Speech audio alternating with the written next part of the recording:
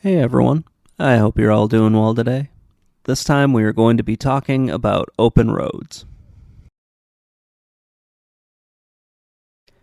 I had a lot of fun with this game, and probably not for the reasons the developers intended.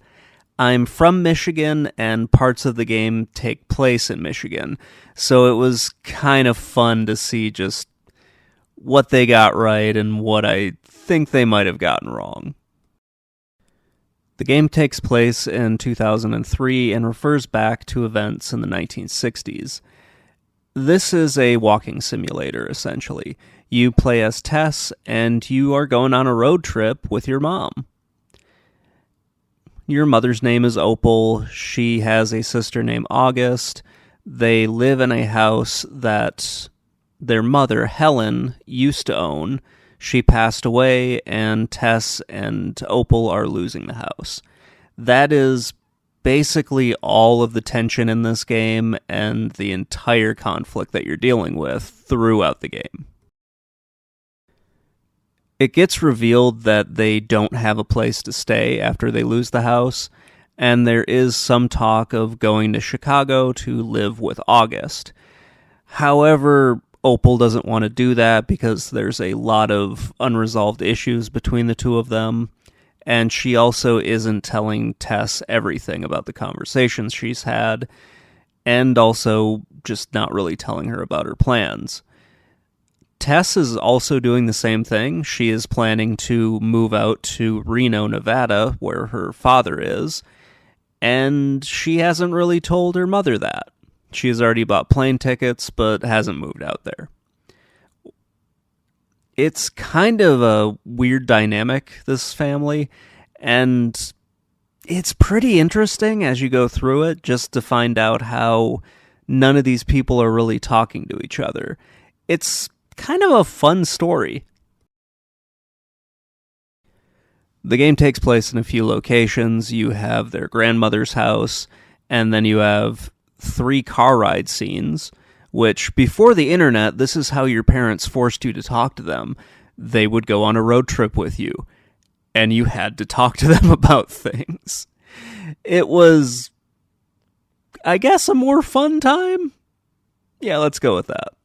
But then there is also a beach house, and then they go out to a houseboat in Canada. So this is actually one of the first problems I have with this. Everything seems to be like an hour away from each other, but they start in Greenville, Michigan, which I guess depending on how you speed, you're pretty far away from a lake that would have a beach house on it. And those beach houses aren't cheap, even by Michigan housing standards. And then they go from the beach house to Ontario, Canada, which it would still be more than an hour away. So that was me kind of wrapping my mind around the logistics of this game. So Tess and Opal are packing up their house because they have to move out in in a week or so. It's a little fuzzy on the timeline. But they are packing up and they find this suitcase that's in a hidden compartment in the attic. They're looking for something else, but all of that gets thrown out the window when they find this suitcase. And they start going through it, and they find out that Tessa's grandmother, Opal's mother, had an affair. Or at least it appears that she's had an affair. There is also some talk of a crime spree that was going on in the late 60s, and we also learned that Tessa's grandfather died of a heart attack suddenly. Like, he died and then he's just gone. This is actually one of the problems with this game. So inside the suitcase, they find that Helen is having a correspondence with some guy named Pierre. And Pierre is someone that Opal has never heard of before, and everything is kind of pointing to their beach house. So Tess and Opal decide to go on a road trip to the beach house to figure out just what the heck is going on, and also Tess has never been to this little beach house. In fact, no one has been there for 30 years, apparently. So, yeah, it's kind of a fun little road trip mystery thing that we've got going on. Tess also wants to find some buried treasure, apparently. That really wasn't explored in my playthrough because I didn't find it all that interesting. It's kind of a fun detour, and it gives you some opportunity to come back and play the game again. So they go to the beach house and they poke around, and you do a bunch of very simple puzzles, which just revolve around you finding a key item and navigating your way through this house and unlocking some doors. They find a few more letters, and those letters reveal that Pierre is actually the father of Opal and August, and may or may not be Helen's husband. At this point in the game, we don't know. At the ending, it becomes very clear what's going on. They also find an address that points to a boathouse in Canada, or a houseboat in Canada. And after some convincing, Tess and Opal decide that they're going to go out to the boathouse. Houseboat. Sorry about that. I don't say those things that often. So they go out to the houseboat after staying in this hotel where some information gets revealed to Tess about what's going on, and Opal finds out a little bit more about what's going on with Tess when they make the car ride out there. So they get to the houseboat, and that place is just run down. The dock is falling apart. The only boat that's there is the houseboat, and it looks like no one has been there for probably another 30 years or so. They find a mailbox with Pierre's name on it, and then they just go on the houseboat because there's nobody there. No one has maintained this place in forever. So while poking around the houseboat, they find some more letters, and they also find the key to the mailbox. They go back up to his mailbox, open it up, they find a letter that he had tried to mail out, but never got sent, and they just decide to read it because, fuck it, he's not going to be there. So they read the letter, and it's revealed that Pierre is actually Opal and August's father. Not that their mother was having an affair, but that their father was responsible for this crime spree that has been mentioned throughout the game, and that he fled to Canada and changed his name in order to avoid the authorities. And he was trying to get Helen to uproot the kids and move up to Canada with him. None of that happened, and it just kind of broke Pierre/Leo, and he just disappears from the face of the earth. They don't know if he's still alive, they don't know what happened to him, and they just kind of resign themselves into not finding out. They hop back in their car, they drive back home, and depending on your choices in the game, specifically with mine, they decide they're going to move to Chicago and live with August for however long they need to live there.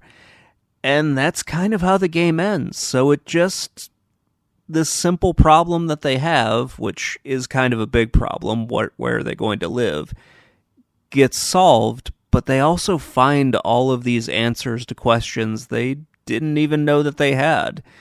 It's kind of a cool story.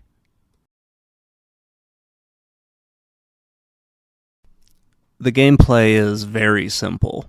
It's similar to games like Firewatch and Killer Frequency, but with more of a focus on the story and less exploration. So I guess it's closer to Killer Frequency than it is Firewatch, but yeah, whatever. There are a few locations that you get to explore, like the houseboat. You get to explore the house, Helen's house specifically, and then the beach house. And then you also have the hotel room. These locations are not very big, and you're kind of forced in one direction. So, yeah, there's not really a whole lot to look around at. But you do get to pick up a lot of things, including a 30-year-old pornographic magazine. So, hey, that's fun. Thankfully, you don't flip through it because, well, I think most guys will know you probably won't be able to get all the pages apart. Anyway, let's move on to anything else than that. There are some key items that are going to progress the story, and when you pick them up or interact with them, you can, ask your mom about them, and then you get a little bit of a dialogue scene. In those dialogue scenes, you can make a few choices that determine how the story's going to go, and that's really about it. There are two things to talk about here. When you're exploring, you're just seeing what would be, some pretty decent computer-generated images. It looks like a video game at that point. And then when you're talking to your mom, I'm not sure how to really explain the cartoons that you're seeing. It's sort of like the show Archer, but it also reminds me of Heavy Metal, the animated movie from the 80s, and kind of like some Hanna-Barbera cartoons. Not to say that they're bad, but that's just kind of what they remind me of. One of the things that really stands out to me is just how small the game really feels. When you look around, it appears that you can go anywhere, but there are definite barriers that prevent you from really exploring the space as much as you might want, and that's kind of a problem for me. It's still a fun game, but the visuals make it appear that it's a lot bigger than it is. The story really is the star of this game. The gameplay is kept to a minimum, and you're just focusing on really going through these conversations and deciding how the story wants to play out.